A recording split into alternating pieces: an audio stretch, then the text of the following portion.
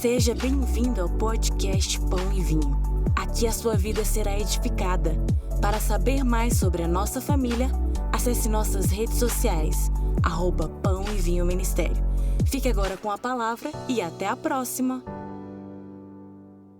Irmãos, eu quero trazer uma palavra hoje para a igreja e eu queria muito que você realmente compreendesse o quão é importante nós pensarmos nas gerações, lidarmos com a questão geracional. Por quê? Porque hoje eu falei de manhã ali, um momento muito rápido, de uma palavra ali na hora do batismo, falando sobre eles, que a decisão deles do batismo era uma decisão geracional. Por quê? Porque a decisão deles pelo Senhor e o compromisso que eles fizeram com o Senhor, se batizando, pode mudar profundamente a história da casa deles, da família deles, dos seus filhos, seus netos, bisnetos. Uma geração inteira e gerações para frente podem ser mudados por causa de uma decisão de alguém. O quanto que é importante uma decisão diante do Senhor. Nós pregamos aqui e declaramos e comprovamos na palavra que ser batizado não traz salvação. Que o batismo faz parte do caminho de alguém que é salvo. É uma decisão de alguém que recebeu Jesus na sua vida e confessa e professa a sua fé publicamente, participando de um ato que é um ritual, que se compromete com: eu creio que vou ser sepultado com Jesus nas águas, e eu volto e retorno quando eu represento a morte. Emergiu. Eu represento a vida de Deus, a nova vida com Cristo, uma nova maneira de viver, crendo que Jesus me resgatou na cruz do Calvário. Isso faz toda a diferença para a minha vida. Só porque eu fui nas águas e fiz assim? Não. É porque quando você decide fazer isso, é porque no seu coração essa decisão já está muito firme. Quando você decide expressar isso, é porque dentro de você já está muito firme essa expressão. Eu queria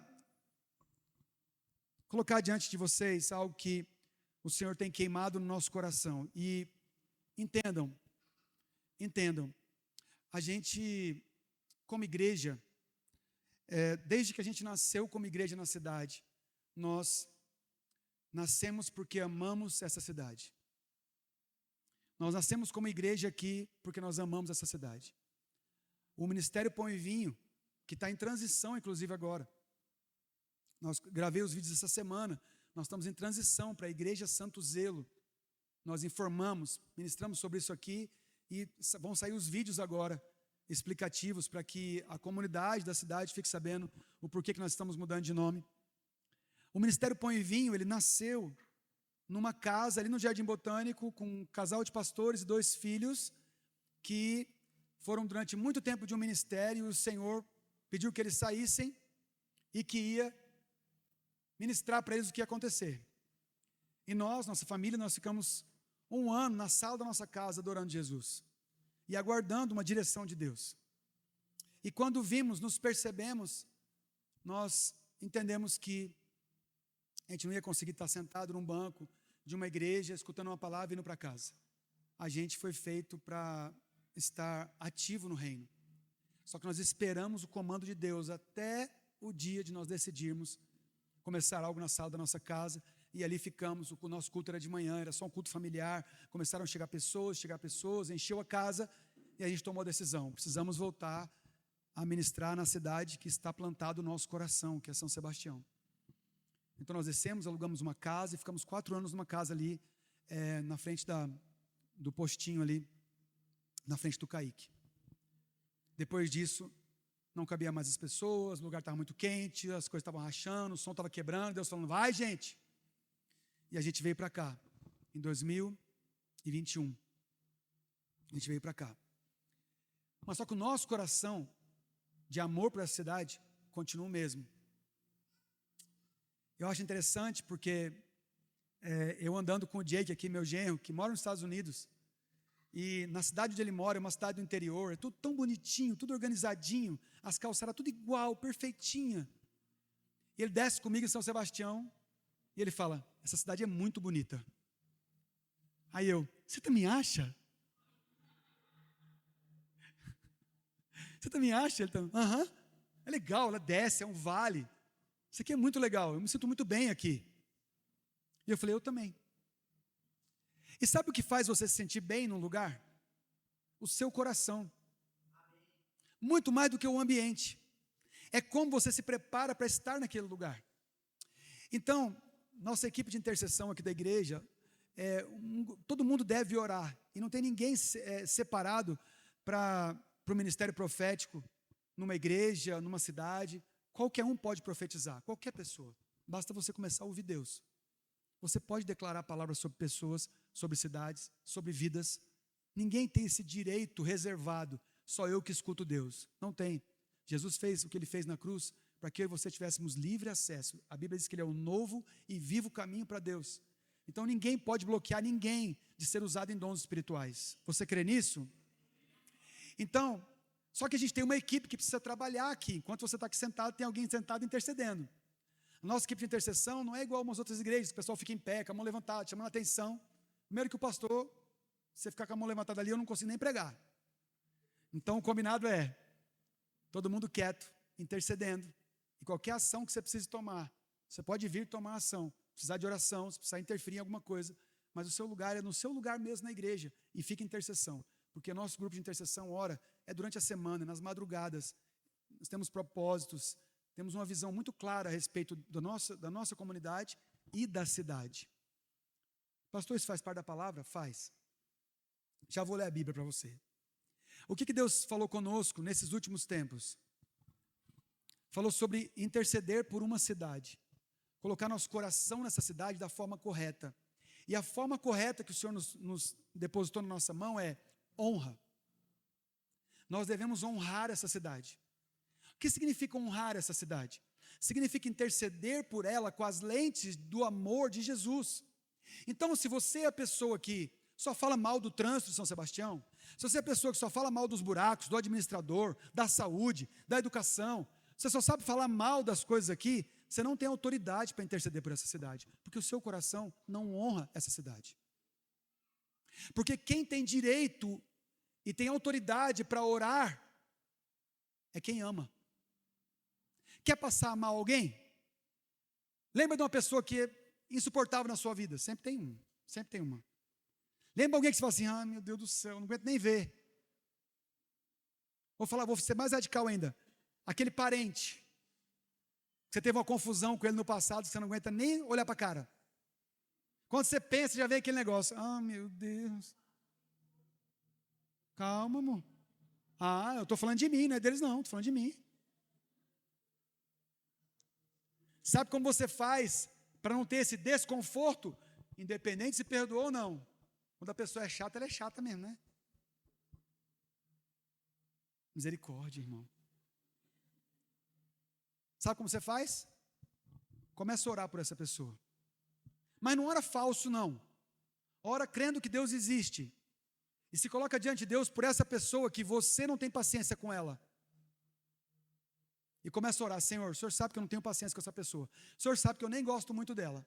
O Senhor sabe que eu tenho alguns traumas em conviver com essa pessoa. Mas eu queria interceder por ela. E pedir a bênção do Senhor por essa pessoa. Porque eu sei que o Senhor não vê essa pessoa como eu vejo. Eu sei que o teu olhar é um olhar de amor por ela. E eu queria também ter esse olhar. Então eu estou intercedendo por essa pessoa aqui, Jesus. O Senhor sabe o que eu sinto. Mas eu decido começar a interceder por essa pessoa, para que o olhar de amor do Senhor venha para mim. Então, Senhor, abençoa essa pessoa, prospera essa pessoa, faz essa pessoa uma pessoa melhor, não para mim, mas para ela mesma. Começa a orar todo dia por uma pessoa, e eu te dou um mês, para você encontrar com essa pessoa em algum lugar, e o seu olhar mudar por essa pessoa. Por quê? Porque nada resiste ao amor de Deus. E se você se propõe a amar essa pessoa, orando por ela, vai chegar um momento que vai ficar inerente a você, vai correr pelas suas veias, o amor por quem você intercede. É por isso que falar mal não resolve nada, só causa mais doença, só causa mais tumor, falar mal. Por quê? Porque você não tem autoridade em amor para mudar a vida daquela pessoa. É por isso que nós subimos ao monte essa semana passada, a equipe de intercessão, nós subimos ao monte, e na primeira hora que a gente estava ali, a gente tem um entendimento também, gente. Um monte é lugar de sacrifício. Então, você subir ao monte para ficar pedindo coisa, não é bíblico. Você pode até fazer, mas você não vê na Bíblia alguém subindo para ficar, Senhor, Senhor. Não, a maioria é para sacrificar o que é para sacrificar o que tem. A maioria massiva dos personagens bíblicos que foram para o monte, entregaram para o Senhor. Não ficaram esperando receber alguma coisa lá. Por quê? Porque a representação do monte é exatamente essa. Você sobe num lugar para ficar um pouquinho mais alto, para estar mais próximo dele.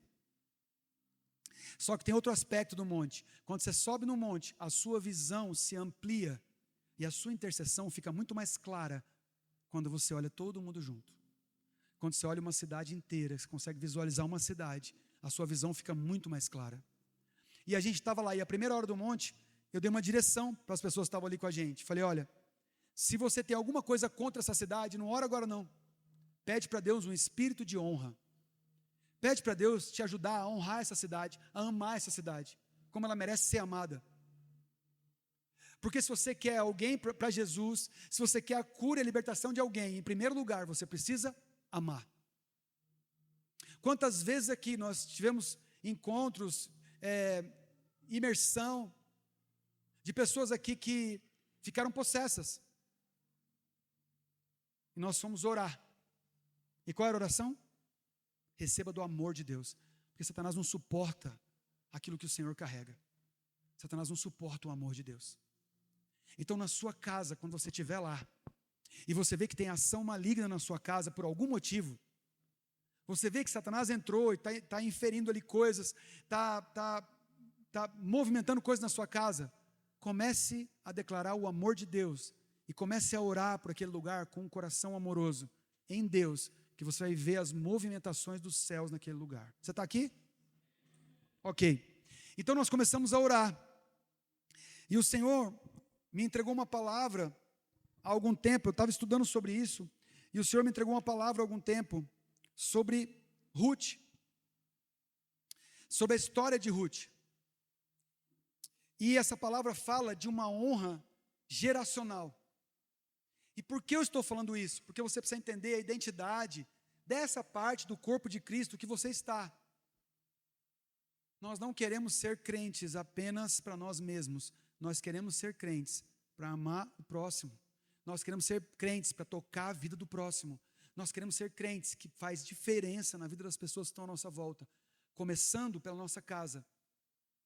Mas num sentido geral, olhando para o lugar onde a gente mora. Porque o Senhor respeita geografias. Qual é a geografia que você mora? Qual é o lugar que você mora? Ame esse lugar. Interceda por ele. Seja um intercessor fiel da sua cidade. Quando você entrar em São Sebastião, vindo do seu trabalho, declare bênção sobre a cidade. Você está num lugar mais alto, olhando a cidade num vale. Declare bênção sobre essa cidade. Manifeste o reino de Deus na sua vida, na cidade. Você reclama que a cidade está suja? Quantas vezes você passa por uma calçada, bate um papel na sua perna, você faz assim, o papel continua voando. Eu não estou falando nem das pessoas que fazem isso, que é comer alguma coisa e jogar no chão da cidade, que é outro absurdo. Mas às vezes você não faz isso, mas você também não ajuda. E eu quero dizer que Deus, Ele vê mínimos detalhes no nosso coração. Porque Deus não julga por fora, Ele julga por dentro. E eu e você fomos chamados para participar de um nível de honra e de fidelidade com Ele que interfere na vida inteira de uma cidade, de um país.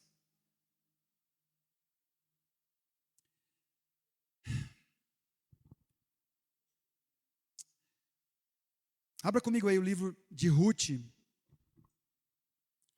lá no comecinho da Bíblia. Josué, Juízes, depois de Deuteronômio lá, Josué, Juízes, Ruth, um pouquinho antes de Samuel.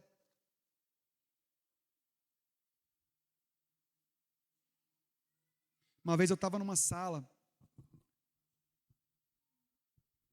quando eu me converti, meus pais eram da igreja metodista, lá da Asa Norte, e eu fui para uma sala de novos na fé. E o irmão que estava ministrando lá falou assim, abram a Bíblia de vocês no livro de Joel. Eu falei, ele falou, o que está rindo do quê? Eu falei, Joel na Bíblia não existe, Joel é o nome de gente. Ele falou, não, é um livro da Bíblia. Aí eu falei, Joel? Meu amigo tem um pai que chama Joel. É da Bíblia esse nome? Ele é, moço, abre aí, ó. Está escondidinho aqui no meio de um monte de pequenininho aqui, ó. Ou, numa reunião, numa casa que a gente estava, e a irmã falou assim, eu vou ler um texto no livro de Gálatas. Gente, esse Gálatas escreve, meu Deus. Só que Gálatas era uma cidade. E quem escreveu para aquela cidade da Galácia, aquela região da Galácia. Isso significa que a gente não conhece tanto como a gente deveria conhecer do livro que a gente diz que é a nossa lei de vida. E a gente falou muito sobre isso no curso de batismo ontem. O livro de Ruth é bem interessante. E a Bíblia diz assim, ó. Ruth, capítulo 1, falando de Ruth e Noemi. Eu já vou explicar para vocês. Nos dias em que julgavam os juízes, houve fome na terra, e um homem de Belém de Judá saiu a habitar na terra de Moabe, com sua mulher e seus 2 filhos. Presta atenção. Este homem se chamava Elimeleque, e sua mulher Noemi, e os seus filhos se chamavam Malom e Quilion, efrateus de Belém de Judá. Eles eram de uma cidade chamada Efrata, em Belém de Judá, na região geoeconômica de Belém, pertinho de Belém. Eles eram de Efrata. Vieram à terra de Moabe e ali ficaram. Eles estavam passando fome na terra de Jerusalém, na terra de Israel, e foram morar com os moabitas, essa família inteira. O pai, a mãe e os 2 filhos, Elimeleque, Noemi, Malom e Quilion. Só que morreu Elimeleque, marido de Noemi, e ficou ela com os seus 2 filhos, os quais casaram com mulheres moabitas. Os seus filhos estavam lá com eles e casaram com mulheres daquele povo, os moabitas. Era o nome de uma Orfa e o nome da outra Ruth, e ficaram ali quase 10 anos. Morreram também ambos os seus filhos, Malom e Quilion, ficando assim a mulher desamparada de seus 2 filhos e de seu marido. Então se dispôs ela com as suas noras e voltou da terra de Moabe, porquanto nesta ouviu que o Senhor se lembrara do seu povo, dando-lhe pão. Ou seja, a fome tinha cessado em Israel. E ela ficou sem o seu marido e sem os seus filhos. Ela era uma viúva e as suas noras eram viúvas também. E uma viúva no povo de Israel não tinha nada. Não tinha nada. Não podia nada. Seus direitos eram super limitados. Elas dependiam das suas famílias, se assim as famílias quisessem cuidar delas. Por isso que o Senhor fala a respeito do reino de Deus, cuidar de órfãos e viúvas em suas necessidades, porque órfão e viúva tem falta de pai. Órfão e viúva tem problemas com paternidade. E Deus é o Deus que é pai. Então nós somos chamados para cuidar de órfãos e viúvas, que não são apenas os órfãos de pai morto, não são apenas as viúvas de marido morto. São homens e mulheres, pessoas que não se sentem cuidados por um pai. Vocês estão aqui? Ok. Então, eu continuo contando para vocês. Quando saiu ela com as suas noras, no versículo 7, do lugar onde estivera, indo elas caminhando de volta para Judá, disse-lhes Noemi: ide, voltai cada uma para a casa da sua mãe, e o Senhor use convosco de benevolência, como vós usastes com os que morreram e comigo. Ou seja, vocês são boas noras, vocês cuidaram bem dos meus filhos, vocês cuidaram bem de mim quando meu marido morreu. Então, eu quero dar o direito para vocês de voltarem para a casa dos pais e mães de vocês. Porque não tem nada para vocês em Jerusalém, não tem nada para vocês em Belém, não tem nada para vocês em Efrata, não tem nada para vocês na terra de Israel. Só tem eu, uma viúva. Então, cadê? O Senhor vos dê que sejais felizes, cada uma em casa do seu marido. Então elas voltariam e ficariam com a família e em casa. Voltariam para lá. Beijou-as, elas, porém, choraram em alta voz e lhe disseram: não, iremos contigo, iremos ao teu povo. Porém Noemi disse: voltai, minhas filhas, por que ireis comigo? Tenho eu ainda no ventre filhos para que vos sejam maridos? Tornai, minhas filhas, ide-vos embora, porque sou velha demais para ter marido. Ainda quando eu dissesse: tenho esperança, ou ainda que essa noite eu tivesse marido e houvesse filhos, vocês os esperariam a vir ser grandes? Vocês iam se abster de tomar marido esperando os meus filhos? Não, filhas minhas, porque por vossa causa a mim me amarga o ter o Senhor descarregado contra mim a sua mão. Então de novo choraram em voz alta. Orfa, com um beijo, se despediu de sua sogra, porém Ruth se apegou a ela. Se liga. Ruth se apegou a ela. Disse Noemi: eis que a tua cunhada voltou ao seu povo e aos seus deuses. Também tu, volta à tua cunhada. Porque os filhos de Noemi casaram com mulheres moabitas. Então elas tinham o direito de voltar para a casa dos seus pais. Elas eram viúvas. Elas poderiam casar de novo, elas poderiam recompor a sua vida, elas poderiam viver uma outra vida, lá com os seus deuses, com o seu povo. Elas tinham esse direito. Porém disse Ruth, não me instes para que te deixe e me obrigue a não seguir-te, porque aonde quer que fores eu irei, e onde quer que pousares ali pousarei eu. O teu povo é o meu povo, o teu Deus é o meu Deus. Onde quer que morreres, morrerei eu, e aí sairei sepultada. Faça-me o Senhor o que bem lhe aprover, se outra coisa que não seja a morte me separe de ti. Vendo Noemi, pois, que de todo estava resolvida a acompanhá-la, deixou-a de insistir com ela. Então ambas foram até que chegaram a Belém. Sucedeu que ao chegarem ali, toda a cidade se comoveu por causa delas, e as mulheres diziam: não é esta Noemi? Porém ela lhes dizia: não me chames Noemi, mas chames Mara, porque grande amargura me tem dado o Todo-Poderoso. Ditosa eu parti, porém o Senhor me fez voltar pobre, porque me chamareis Noemi, visto que o Senhor se manifestou contra mim, e o Todo-Poderoso tem me afligido. Assim voltou Noemi da terra de Moabe, com Ruth, sua nora, a moabita, e chegaram a Belém no princípio da colheita da cevada. Não vou ler mais, que o texto é muito grande, você pode ler depois, esse livro é lindo. Simplesmente Ruth também era uma viúva, ela poderia ter tomado outra decisão, mas por honra à sua sogra, ela se estabeleceu com ela para cuidar dela, porque ela era jovem e a sua sogra era mais velha. E elas voltam para o povo de Israel, elas voltam para Belém, e elas chegam bem no tempo da colheita da cevada. E a Bíblia fala que elas vão conversar, e ela diz assim no capítulo 2: tinha Noemi um parente de seu marido, senhor de muitos bens, da família de Elimeleque, o qual se chamava Boaz. Ruth, a moabita, disse a Noemi: deixa-me ir ao campo, apanhar as espigas, atrás daquele que me favorecer. Ela disse: vai, minha filha. E ela foi. E toda a plantação, naquele tempo, do povo judeu, tinha uma parte da beira da plantação que era plantada para que estrangeiros, órfãos, viúvas, necessitados colhessem. Até hoje existe isso. Se você andar aqui em Goiás mesmo, você vai ver que plantação de milho e de outras coisas até passa da cerca a plantação. Para quê? Para que pessoas tenham necessidade. É uma cultura de quem planta. Uma pessoa que tem necessidade, ela passe e possa colher daquilo que está em volta da plantação geral. E Ruth passou a ir nesse lugar e a colher.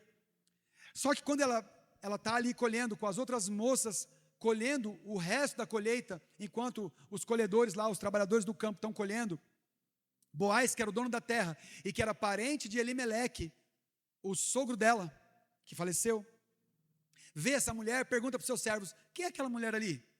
Não, aquela é Ruth, nora de Noemi. E ele, está todo mundo falando dessa menina. Ela honrou a sua sogra e voltou com ela para cuidar dela. Ele se aproxima dela e fala para ela: não fica aí colhendo sozinha, vem colher junto com as moças da minha casa, para que você colha também com elas e seja segura. Ele foi conversar com os colhedores lá, como é que chama? com as pessoas, os empregados dele que estavam colhendo a plantação, estavam fazendo a colheita, falou: olha, essa moça aqui, deixa ela pegar o que ela quiser, não retém uma quantidade dela não, ela é uma menina de honra. E ela começou a ir e colher.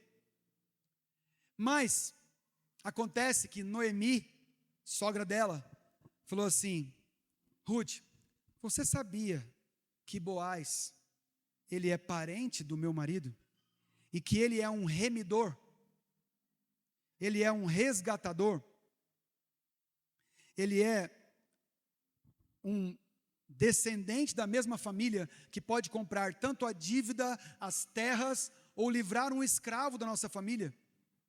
Porque ele é um parente próximo. Se faltar o chefe da casa, para que não faltasse paternidade naquela família e para a geração continuasse, um parente mais próximo podia comprar a dívida, a terra ou até um escravo. Se ele tivesse virado escravo por causa das suas dívidas, esse parente mais próximo, segundo Levíticos, capítulo 25, salvo engano.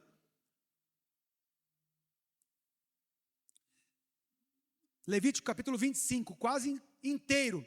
Deuteronômio capítulo 25 também, de 5 ao 6, fala da lei do resgatador, que era um parente mais próximo que teria o direito de comprar a dívida e assumir aquela família, para que aquelas mulheres não parassem de produzir filhos para as próximas gerações. Porque o Senhor queria uma geração completa para ele. O Senhor olha para as gerações dessa cidade aqui. O Senhor olha para os seus filhos nessa cidade. Então aquilo que você ensina para os seus filhos tem valor para Deus, porque Ele pensa na próxima geração, porque daqui a 100 anos nenhum de nós estará aqui mais. Quem estará no nosso lugar? O Senhor se preocupa com gerações, para que o nome dEle continue sendo dito na terra, confiado na terra, amado na terra, porque o Senhor nos criou aqui. Satanás foi lançado por causa do seu pecado eterno, foi lançado aqui e está preso na nossa estratosfera. Não sei se já pensou sobre isso. Mas muito provavelmente, se você for para a Lua, se você for para outro planeta e olhar a Terra, lá você não vai encontrar demônios. Porque a Bíblia diz que o Senhor lançou Satanás e seus demônios na terra, e presos aqui eles estão. Você acha que eles estão se divertindo aqui? Eles são prisioneiros dessa terra. Eles são seres eternos que estão andando no tempo da terra. E eles sabem que essa terra tem fim, porque tudo nessa terra física tem fim. E eles, sendo eternos, já receberam uma palavra de condenação, que no fim da terra, eles têm morte eterna. Já imaginou? Esse lugar aqui é um purgatório de verdade para Satanás. Esse lugar aqui é uma prisão para Satanás. O que ele queria é andar no universo, porque ele podia fazer isso, Lúcifer podia fazer isso, porque ele estava no trono de Deus, ele estava nos céus do Senhor. O primeiro céu é esse azul que a gente vê, o segundo é onde tem as guerras espirituais. Nesses, até nesse, Satanás pode agir. Depois dele, são os céus do Senhor, ele não tem autoridade. Você não vai achar demônio na Lua, você não vai achar demônio em Marte. Já parou para pensar sobre isso? A Bíblia diz que ele foi lançado na terra. Por isso que o trabalho dele é desvirtuar a imagem de Deus na terra. E Jesus se apresenta como a imagem do Deus invisível. Quando eu e você formos para o céu, nós vamos encontrar quem? Deus. Quem nós vamos ver? A Bíblia diz que ele, primeiro, ele é espírito, e segundo, ele habita em luz inacessível. Quem nós vamos ver? O Filho, a imagem do Deus invisível. Você vai encontrar Jesus. E ele vai ser um homem, porque tem um homem no céu com seu corpo glorificado. Esse nós podemos garantir. Eu e você fomos chamados para olhar com esse tipo de lente a cidade que a gente está. Essa mulher honrou a sua sogra, e a sogra falou assim: faz o seguinte, Noemi, é bem comum isso. Faz o seguinte, Ruth, é bem comum assim. No final da colheita de amanhã, os colhedores, os trabalhadores do campo ficam num lugar, e provavelmente Boaz vai dormir também no celeiro ali perto. Faz o seguinte, fica arrumada, faz a colheita e vai para os pés de Boaz. Quando ele estiver dormindo, deita aos pés dele. Não avance nada, mas deite aos pés dele. Ele já vai entender que você quer que ele te tome por mulher. E se ele quiser, você pode ser tomada por mulher por ele, porque ele tem direito de ser o seu resgatador. Ela, uma mulher de honra e respeitadora da sua sogra, foi lá e fez isso. Quando ela chegou, Boaz falou assim: minha filha, o que você está fazendo aqui? Ela falou, eu sei que o senhor é resgatador, e eu vim aqui para saber se eu tenho mercê aos seus olhos. O senhor quer ser meu esposo. Ele falou assim, até te tomaria como mulher, mas existe um que está na minha frente na sucessão, e que pode te resgatar antes de mim, e eu não vou tocar em você. Eu não vou atrapalhar a sua geração. Eu não vou atrapalhar a geração de Deus na sua vida, tocando em você, sendo que tem uma pessoa que pode te resgatar antes de mim. Amanhã eu falarei com ele. Depende da resposta dele, sim, a gente pode se casar. Beleza, passaram a noite, ela foi para casa, contou para sua sogra, e ele foi para a cidade. Quando ele chega na cidade, para você ter uma ideia da honra desse homem, a Bíblia diz que ele chegou para fulano e disse, fulano, a Bíblia não fala nem o nome do outro homem. E ele diz, fulano, sabe Elimeleque, que faleceu lá na terra de Moabe? Sei. Sabe seus filhos Quilion e Malom e Quilion? Lembra? Lembro. Lembra de Ruth? Lembra de Noemi? Lembro. Então, elas estão aqui, né? Sim. O Ruth me procurou. E eu queria saber se você quer ser o resgatador da família. Ele lembrou de Ruth. E falou, quero. Ele falou, detalhe. Se levar Ruth, tem que levar a sogra. Sogras, me desculpe, mas foi uma piada muito boa da Bíblia. Se levar Ruth, tem que levar a sogra. Sabe o que o cara fez? Não dá para mim, irmão. Eu já tenho uma em casa. Ele não falou isso não, mas provavelmente ele tinha, que ele era casado. Ele falou assim, aí tu me quebra. Se fosse só a Ruth, não, tu tem que levar Noemi também. Não é todo mundo tem esse relacionamento amoroso com a sogra assim não, ó, que ama tanto a sogra dessa. Ei, brincadeiras à parte, esse homem falou assim, não, para mim não dá.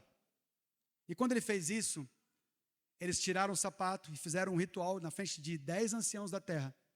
Trocaram, entregou o sapato para ele dizendo assim, ó, esse sapato que pisava naquela terra agora é teu e você pode ser o dono daquela terra. Então eu vou pagar um preço por essa terra, toda a terra de Elimeleque, todas as suas posses, e vou assumir o cuidado de Ruth, que vai ser minha esposa, e da mulher de Elimeleque, que vai ser minha sogra. Ele falou, fechado. E por honra, esse homem assume o cuidado dessa família e vem conversar com ela. E eles se unem e passam a ser marido e mulher. O interessante é que na hora que isso acontece, exatamente na hora que isso acontece, deixa eu lembrar onde é que está aqui, gente, que eu já falei tanto isso aqui esses dias.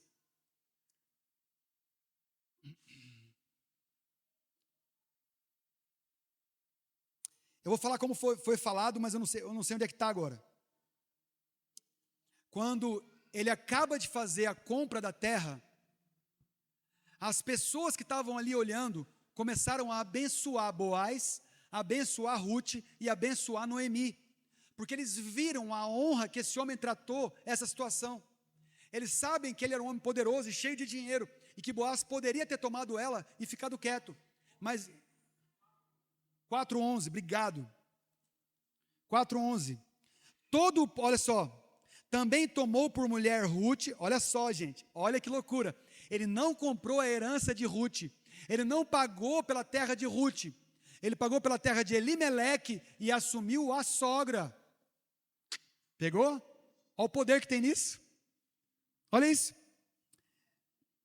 Então Boaz disse aos anciãos e a todo o povo: sois hoje testemunha de que comprei da mão de Noemi tudo o que pertencia a Elimeleque, a Quilion e a Malom. E também tomo por mulher a Ruth, a Moabita, que foi esposa de Malom, para suscitar nome deste sobre a sua herança. Por que ele toma ela como mulher? Para ele ficar com o dinheiro de Elimeleque, com a herança de Elimeleque? Não, para que ele dê filhos e eles sejam herdeiros de uma herança que tinha sido perdida, porque esse homem tinha morrido. Mais do que isso, eles mantêm o nome de Elimeleque vivo, como família na terra. É muita honra essa ação que ele fez. Ele não precisava fazer isso, podia deixar essas viúvas morrerem, mas ele toma essa posição por amor a uma geração inteira.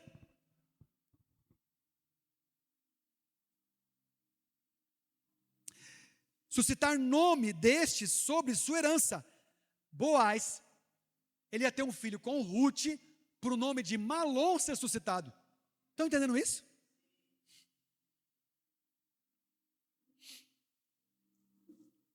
para que este nome não seja exterminado dentre seus irmãos e da porta da sua cidade. Disto sois hoje minhas testemunhas. Quando ele falou isso para todo mundo ouvir, todo o povo, estou terminando, todo o povo que estava na porta e os anciãos disseram: somos testemunhas, o Senhor faça essa mulher como entra na sua casa, que entra na sua casa, como Raquel e como Lia, que ambas edificaram a casa de Israel, as mulheres de Jacó. Você vai ser mulher que vai dar filhos que são prósperos, que são ricos e que crescem. Foi isso que elas declararam sobre Noemi, sobre Ruth. E tu, Boaz, há-te valorosamente em Efrata, que era a cidade dele. Então você vai ser muito considerado de valor na sua cidade. Faze-te nome afamado na região de Belém.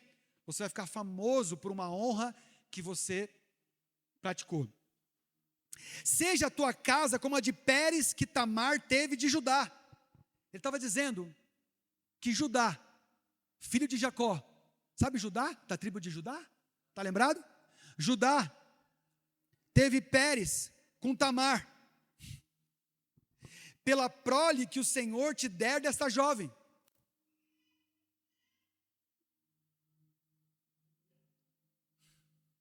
Você não precisa de justiça de ninguém.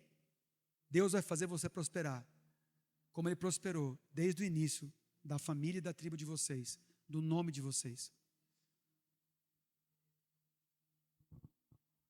Assim tomou Boaz a Ruth, e ela passou a ser sua mulher, coabitou com ela, e o Senhor lhe concedeu que concebesse e teve um filho. Presta muita atenção.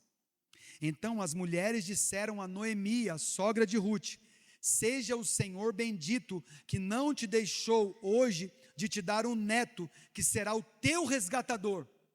Olha como Deus trabalha. A geração dela foi reavivada por Boaz, e o neto que nasceu já foi considerado o primeiro resgatador. O fruto do resgate, da bênção na vida dessa mulher que estava com a vida destruída, acabada, achando que Deus tinha esquecido dela. E seja afamado o nome desse neto em Israel. Ele será restaurador da tua vida e consolador da tua velhice, pois tua nora que te ama o deu à luz, e ela é melhor do que 7 filhos. Noemi tomou o menino e o pôs no regaço e olhou e entrou a cuidar dele. As vizinhas lhe deram um nome. Não é estranho? As vizinhas lhe deram um nome. Você entende o que a honra faz com uma pessoa? A honra nos faz família. Quando você começa a honrar, em vez de você falar mal do seu vizinho, quando você começa a honrar o seu vizinho, sabe, tem uma sujeira no seu quintal, em vez de você jogar para o muro do lado, você passa na frente da casa do seu vizinho, em vez de você amaldiçoar, você abençoar, você começa a gerar um lugar de família onde você está, porque Deus é um Deus familiar. As vizinhas, que já viraram família, lhe deram o nome dizendo: a Noemi nasceu um filho, e lhe chamaram de Obed. Diga comigo, Obed. Sabe quem é Obed, gente? Lê na sua Bíblia aí. Este é o pai de Jessé, pai de Davi. Você sabe o que aconteceu com uma mulher de honra, como Ruth, que honrou a sua sogra, quando encontra um homem de honra, que não tomou ela por mulher antes que comprasse e pagasse o preço necessário para ser o resgatador verdadeiro dela, e recebeu uma palavra de honra da própria cidade onde estava. Sabe o que acontece? Um homem que não era da geração de Jesus, entrou na genealogia de Jesus, porque se casou com uma mulher da tribo de Judá, porque ela se estabeleceu, essa moabita, diante de Boaz, que era de Judá, ela se tornou de Judá. Simplesmente por causa da honra de um homem, que veio depois de uma honra de uma mulher, o Senhor conseguiu construir. Olha a preocupação. Deus se preocupa com as gerações. E por causa da preocupação com essa geração, Boaz entra na história e passa a fazer parte da genealogia de Obed, de Jessé, de Davi, e centenas de anos depois, do filho de Davi. Quem? Jesus. Deus estabelece um caminho para as suas gerações, para que o filho dele nascesse aqui na terra e pagasse esse preço de se tornar semelhante a nós. Porque o resgatador precisa se tornar semelhante. Um resgatador precisa ser um parente próximo. Jesus precisava vir em carne para ser o meu e o seu resgatador. Ele não poderia ser um espírito. Deus não poderia fazer isso por ele mesmo. Ele precisava enviar o seu filho para nascer em carne e se tornar semelhante a nós. Por isso que ele é o primogênito entre os mortos, o primogênito de Deus, o filho que nasceu primeiro. Mas quando nós cremos em Jesus, nós somos chamados filhos de Deus. E sendo filhos de Deus, somos parentes próximos de Cristo. Ele pode me resgatar e ele pode te resgatar, segundo uma lei. Você entendeu isso ou não? Simplesmente Jesus tem autoridade para me resgatar de uma vida de pecado e da morte, porque ele se tornou próximo a mim, sendo ser humano. Ele deixou a sua glória e veio habitar entre nós, em carne. Sofreu o que eu e você sofremos e muito mais. Não tem nada que você chegue para Jesus, você está sofrendo, que ele não entenda, porque ele é homem, e a sua ressurreição, a morte e a ressurreição o levou de corpo, do jeito que ele estava, para ser glorificado para o Pai. Por isso nós vamos chegar no céu e encontrar um homem com o corpo glorificado. Nós vamos encontrar um homem que passou pelo que nós passamos. Vai falar: irmãos, venham, irmãos, eu resgatei vocês, porque eu sou gente igual a você.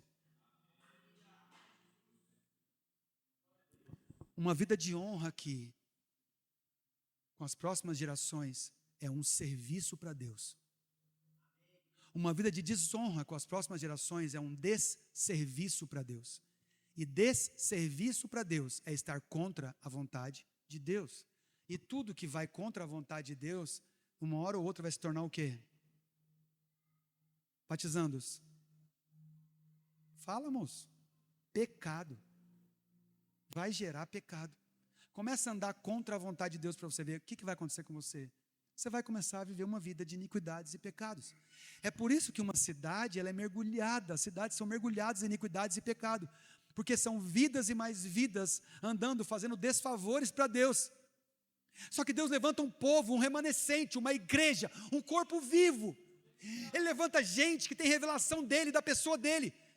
Ele levanta gente que encontrou com ele um dia, como eu e você, para vivificar as gerações.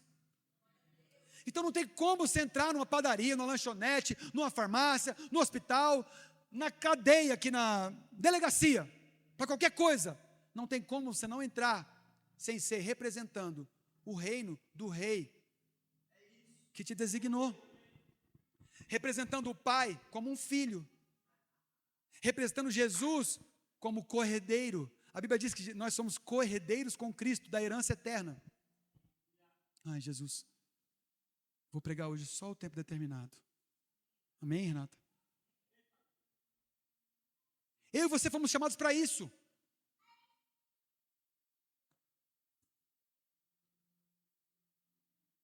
Para acalmar os corações que estavam aflitos. Você lembra da história de Neemias? Quem lembra da história de Neemias? Aquele cara que reconstruiu os muros de Jerusalém. Entenda uma coisa. Quando chegou a notícia para Neemias que a sua cidade estava com os portões queimados, que os muros tinham brechas no muro, simplesmente Neemias se entristeceu pelo seu povo. Mas não sei se você sabia, Neemias nasceu no cativeiro. Neemias não nasceu em Jerusalém.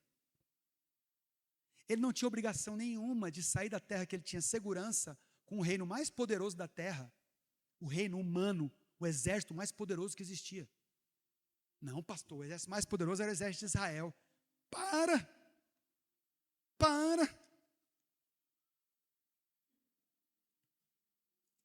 Deuteronômio 7:7.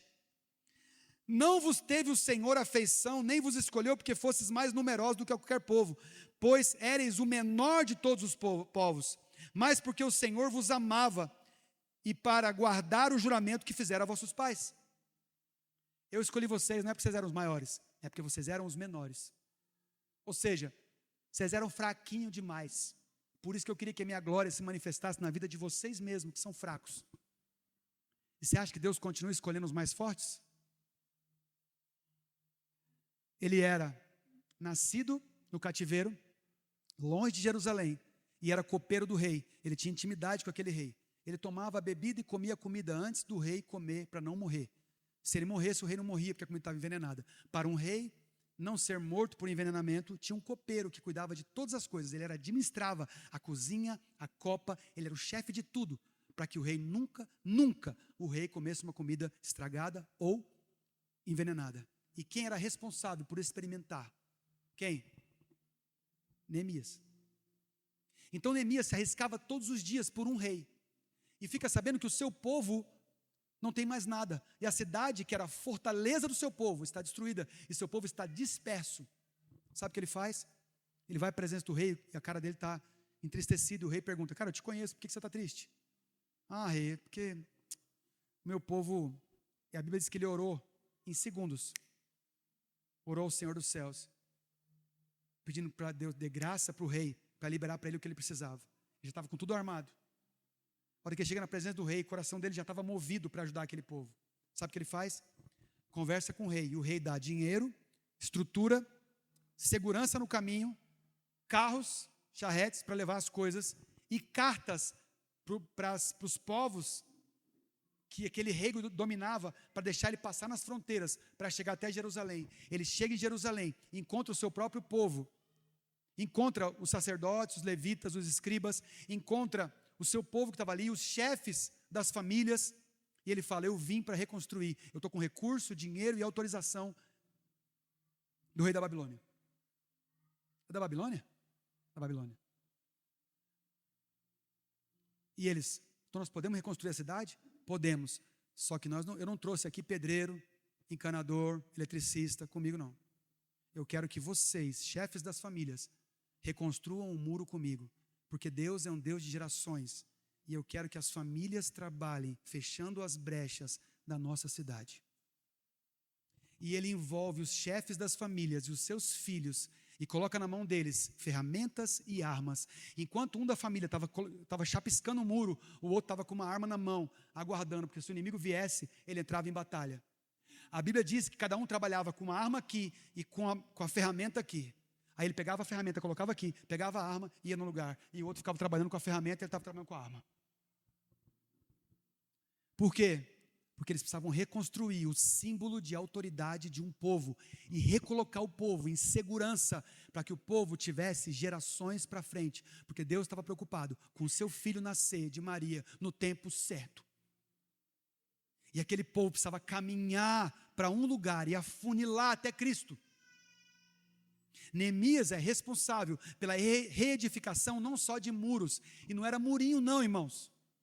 Passavam charretes, tinham casas em cima dos muros. Raabe, a prostituta, morava numa casa no muro. O muro era uma rua. Cruzavam 2 charretes em cima do muro. Não era murinho não. Era a cidade mais fortificada da época. Davi conquistou Jerusalém dos jebuseus. Não foi o povo de Israel que construiu. Já era uma cidade enorme, de um exército poderoso. É que Davi tinha Deus. E ele tomou todo aquele lugar. Então, esse homem, que era do povo, mas não precisava estar lá, pensando nas gerações, ele larga tudo que ele tem e ainda fala para o rei: eu vou voltar. O pior de tudo, o melhor de tudo, ele não ia nem ficar lá. Você ouviu o que eu falei? Ele não ia nem ficar lá. Ele só foi para exercer a segurança de uma geração continuar caminhando. Para que eu estou pregando isso aqui hoje? Eu estou pegando uma palavra para você melhorar a sua vida com Jesus. Eu estou pregando uma palavra para te ensinar a orar. É uma boa palavra. Mas só que, se você não cuidar das suas gerações, você não vai fazer um serviço para Deus. Você acha mesmo que o Senhor te chamou e te ama e te salvou só para te encontrar no céu? Meu filho, está salva, minha filha. Quando você morrer, você vai para o céu. Vai viver sua vida. Aí sai ela, serelepe, vivendo a vida. A hora que dá o dia dela, Deus fala: anjo, desce. Chegou o dia dela. Eu apontei para cá, mas faz de conta que é uma pessoa. Não foi para você não, tá, Hannah? Uma pessoa assim, aleatória. Nem está aqui a pessoa.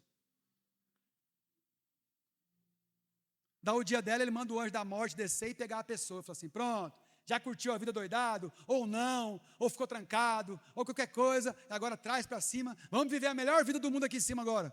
Você acha que realmente você crê em Jesus, você é crente, vai para uma igreja, você tem uma vida péssima aqui? Você viver mal aqui, esperando uma glória futura, e aqui você não ter Deus? Você acha mesmo? Você acha mesmo? Nós somos chamados para viver uma vida com Deus, todo o tempo, a vida ordinária, o dia a dia. Nós somos chamados para viver com Deus todos os dias. Você foi chamado para sair de casa e falar, Deus, eu estou saindo, eu sei que o Senhor está comigo, porque a Bíblia diz que o Senhor habita dentro de mim, o Espírito do Cristo ressurreto, o Cristo que ressuscitou, pelo qual eles foram batizados hoje de manhã, Ele habita dentro de mim e de você. Então Ele fala comigo, Ele me dirige, Ele me guia. Então se eu vou num lugar, eu preciso da direção do Espírito. Você foi transferido do seu trabalho para um outro lugar, você tem que entender se isso é uma transferência, se isso é uma direção do Espírito ou não. Mas se Deus permitiu você estar em outro lugar agora no seu trabalho, pensa, ora, Espírito Santo, o que o Senhor quer que eu faça aqui, além de fazer o meu trabalho 100%? O que o Senhor quer que eu faça aqui? Tem alguém que o Senhor quer tocar?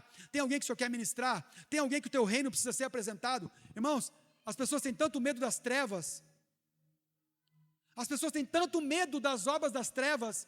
Você já entrou num lugar escuro, de verdade? Quem já entrou num lugar escuro de verdade? Quem já entrou numa caverna? Muito bem. O que basta para um lugar de trevas completo? O que basta? Um fósforo. Um fósforo. Um fosforinho. Desse tamanhinho. Enquanto ele está queimando, você acha a saída. Basta um fósforo desse tamanho para isso aqui tudo de trevas ser iluminado. Porque Deus não está contando com holofotes. Deus está contando com um foguinho desse tamanho na sua vida. Mas se esse fogo aqui tiver a fidelidade do seu coração, de amar a sua geração, você vai iluminar onde você estiver. Escreve o que eu estou falando. Você vai iluminar onde você passar. Pastor, mas eu sou tão fraca, sou tão pobre, eu não vejo nada, eu peco, eu erro. Ai, Deus não sabe disso não. Deus não te conhece não. Você vai sentar com Deus para contar alguma coisa de você que Ele não conhece? Fala a verdade. Deus, senta aí que eu vou te contar umas coisas hoje que eu estou fazendo que o Senhor nem sabe. Aí Ele fala, doido, diga. Como que eu não sei? Meu Espírito está dentro de você. É Ele que está se entristecendo com o que você está fazendo. Você entristece o Espírito de Deus quando você peca. Quando eu peco, eu entristeço o Espírito de Deus. Como Ele não sabe o que eu estou fazendo?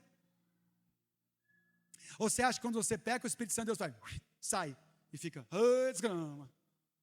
Já viu o Jesus do Instagram? Em nome de mim mesmo? Que dá uns tapas nas pessoas? Eu acho que se eu fosse Jesus, eu ia ser igual aquele cara. Por isso que Jesus é Jesus e eu sou o Flávio.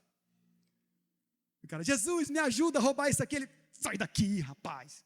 Pedindo para mim para roubar. Quando é que eu vou abençoar seu roubo? Escute.